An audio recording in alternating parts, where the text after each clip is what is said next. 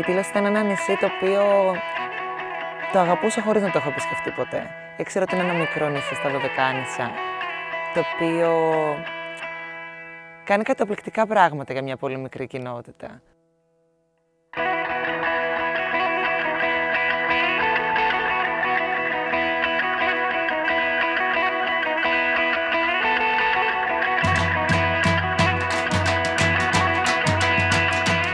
Μια κοινωνία για να έχει μέλλον, ειδικά σε αυτά εδώ τα νησιά, τα μικρά κρητικά νησιά μας, πρέπει να μπαίνουν στο παιχνίδι από πολύ νωρίς οι νέοι άνθρωποι, δηλαδή τα παιδιά.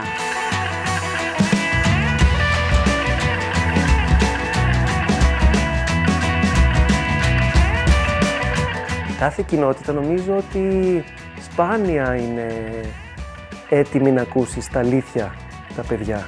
Τώρα το να έχουν τα παιδιά φωνή προς την κοινότητα, αυτό είναι κάτι που δουλεύεται. Είναι κάτι που αναπτύσσεται, μια ικανότητα.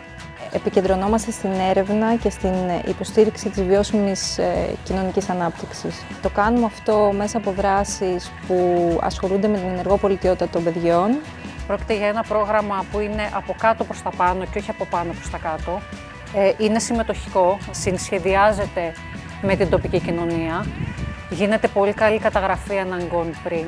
Αναβαθμίζει και την βασική θεματική που έχει ανάγκη το νησί σαν νησί.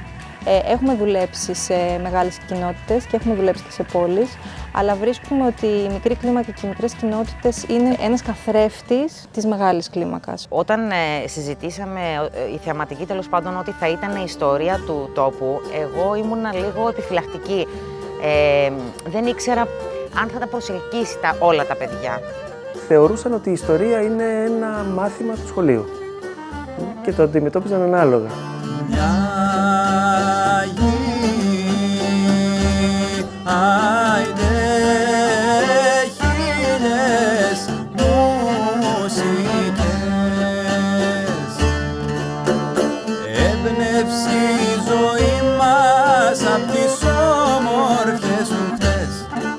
Ενεργοποιήθηκαν τα παιδιά, ενεργοποιηθήκαμε και εμείς οι ίδιοι οι γονείς, γιατί μας ρωτούσαν διάφορα πράγματα για τις παραδόσεις, για την ιστορία, όλο αυτό το κομμάτι που και εμάς μας ελκύει το κομμάτι αυτό.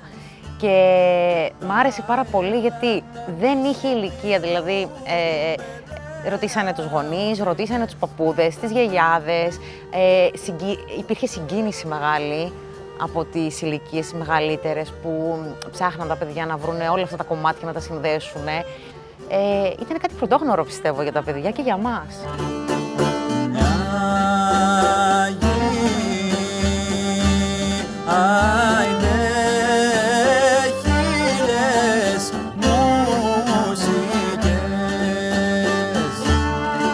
Ο αγέρας μας τυλίγει απ' των βουνών τις κορφές της θάλασσας στο σαράκι των λοφονίος μες.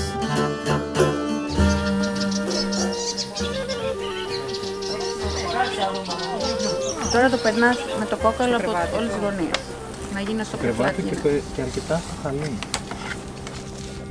Τι πρέπει να κάνω, αυτό λέω. Θα κάνεις ένα τέτοιο. Κόψεις αυτό εδώ πέρα. Για ανάποδα. Από κάτω είναι. Ναι. Έτσι. Το εργαλείο μας είναι η τέχνη. Είναι ένα εργαλείο που βοηθάει πάρα πολύ τα παιδιά και στη συμμετοχή και στο να ενεργοποιήσουν τη φαντασία τους. Και είναι ένας εύκολος τρόπος να ενεργοποιήσουμε και την κοινότητα γύρω από πολιτιστικές δράσεις. Είμαστε σχεδόν στο λιμάνι για να παραλάβουμε τα έντυπα που έχουν έρθει fingers crossed από τη Ρόδο.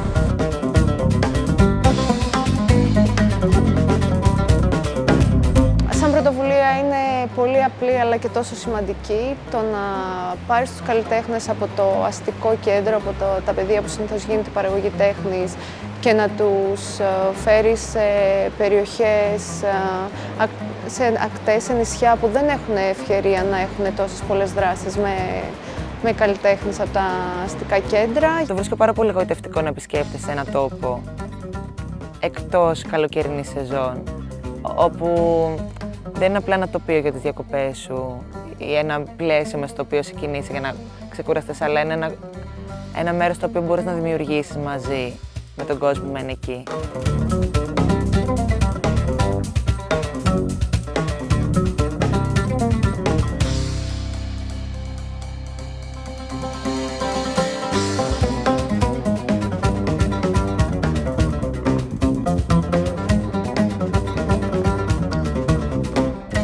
Είμαι εικαστικός καλλιτέχνης, ασχολούμαι με το έντυπο και συγκεκριμένα ασχολούμαι με το συνδυασμό λέξης και εικόνας και με το συνδυασμό συλλογικής και προσωπικής ιστορίας.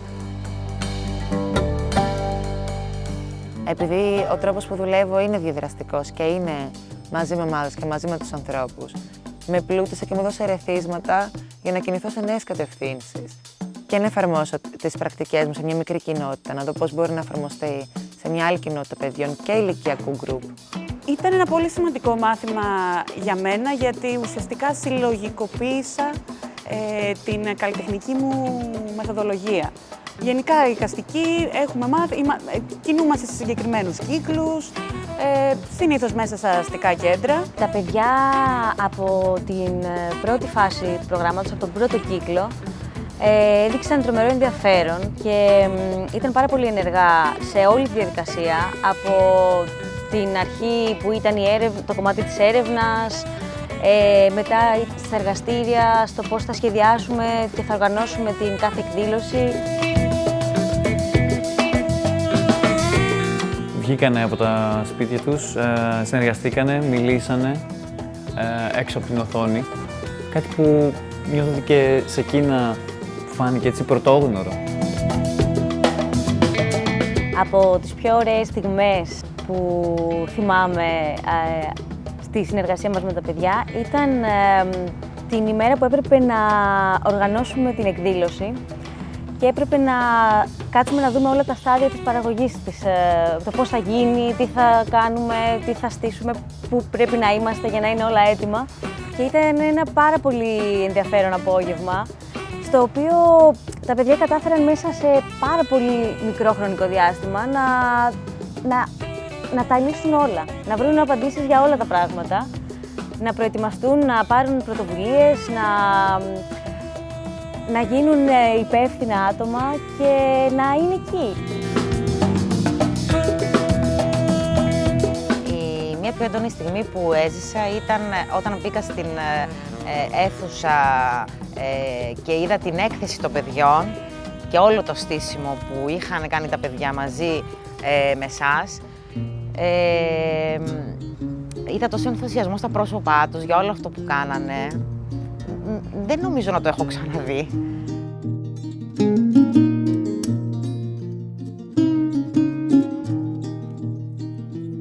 Υπήρχε μια συγκίνηση, να το πω, κάτι έντονο.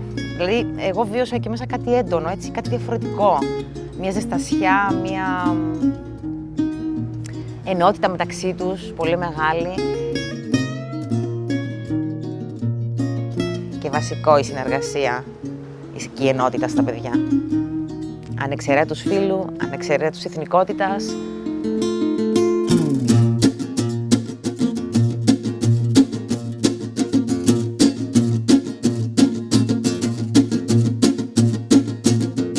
Καταλάβω ότι η ιστορία είναι κάτι πολύ πιο μεγάλο, που έχει μέσα του τα πάντα και αυτούς τους ίδιους. Είναι κάτι ζωντανό, που τους συνδέει με τις γιαγιάδες τους και τους παππούδες τους, με τον τόπο τους εδώ, με την αρχαιότητα, τα υπολείμματα της αρχαιότητας, τα κάστρα, την Ήρυνα, τα βότανα. Αλλάξατε δηλαδή τον τρόπο με τον οποίο αντιλαμβάνονται την ιστορία.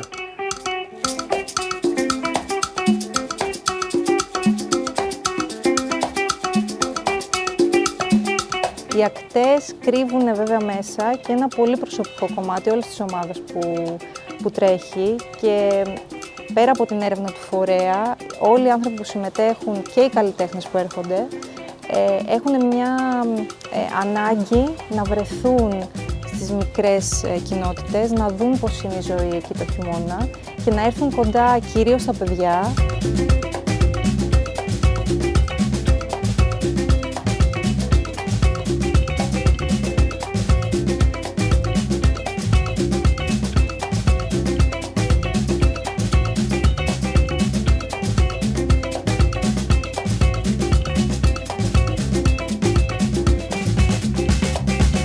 Ποιο ήταν το πρώτο θέμα που πιάσαμε πρόπερση, Μιχάλη? Ιταλοκρατία, πού το ξέρεις, εσύ ήσουν στο δημοτικό ακόμα. Μπράβο. Οπότε είναι το πρώτο ταινιάκι που κάναμε με αυτό το υλικό. Έχουμε πάρα πολύ υλικό μαζεμένο. Ώρες και ώρες από βίντεο, από μαγνητοφωνήσεις, ήχο. Ψάχνουμε να βρούμε κομματάκια μιας μεγάλης εικόνας. Σαν να κάνουμε μια βουτιά με τη μάσκα στο βυθό και βλέπουμε πράγματα από έναν άλλο κόσμο.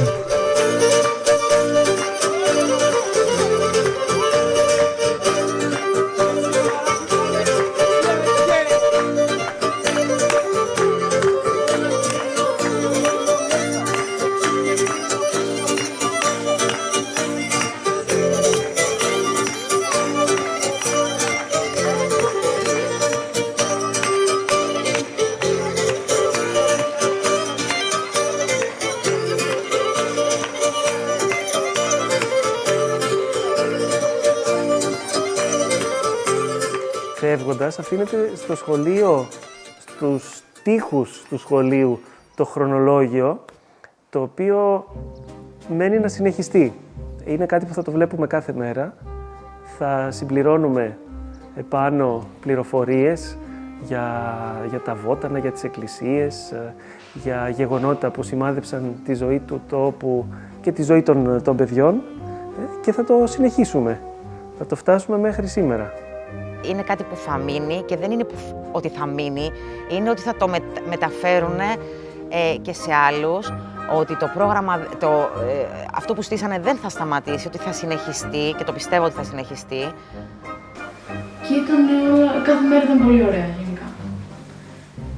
Και σχετικά με την εκδήλωση, όταν μας το ανακοινώσατε και επειδή κάποιες μέρες δεν κατάφερα να έρθω, πίστευα ότι θα ήταν τύπου λίγο πρόχειρη και ότι δεν θα τα καταφέρναμε τόσο καλά να τη φτιάχναμε ολόκληρη και να άρεσε και τόσο πολύ στον κόσμο.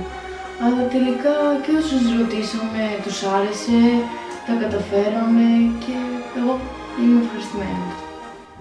Μέσα σε ένα τόσο μικρό χρονικό διάστημα φτιάξαμε κάτι πάρα πολύ όμορφο και βασικά βγήκαμε λίγο από την ρουτίνα γιατί είχαμε κάποιες ώρες εδώ πέρα στις οποίες ερχόμασταν, ανοίγαμε τους οριζοντές μας, μοιραζόμασταν τις σκέψεις. Πιο πολύ το ευχαριστηθήκαμε όχι σαν μια δουλειά που κάναμε, σαν κάτι που αναγκαστήκαμε να κάνουμε, αλλά σαν κάτι που κάναμε για το νησί, το οποίο μεγαλώνουμε και μεγαλώσαμε κάποιοι και ευχαριστηθήκαμε και εμείς οι ίδιοι, όχι μόνο με το αποτέλεσμα, αλλά και με τη δουλειά που κάναμε όλοι μαζί. Για μένα πιο πολύ ήταν μια ξεκούραση από την καθημερινότητα και κάτι καινούργιο που κάναμε στο νησί. Εμένα μου άρεσε πάρα πολύ η ενέργεια στο χώρο, οι φωνές, η ζωντάνια αυτή που ένιωθα να υπάρχει.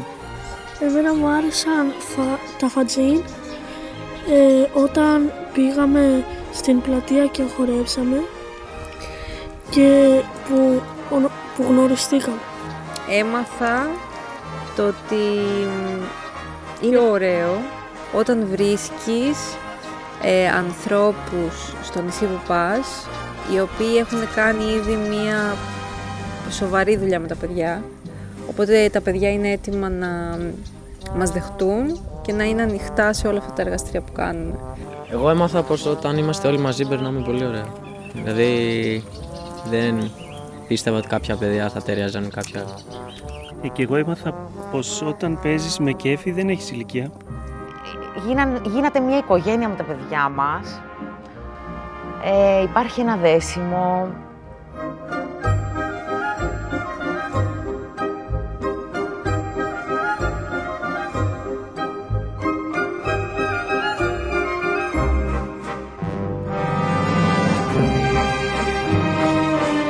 Τα παιδιά γράψαν τη δική τους ιστορία, αναζητώντας την ιστορία του νησιού.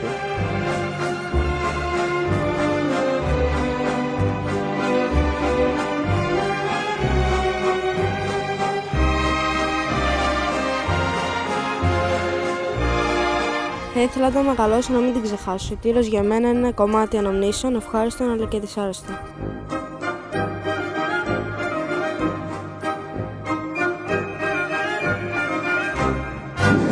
Κάτ, από την αρχή.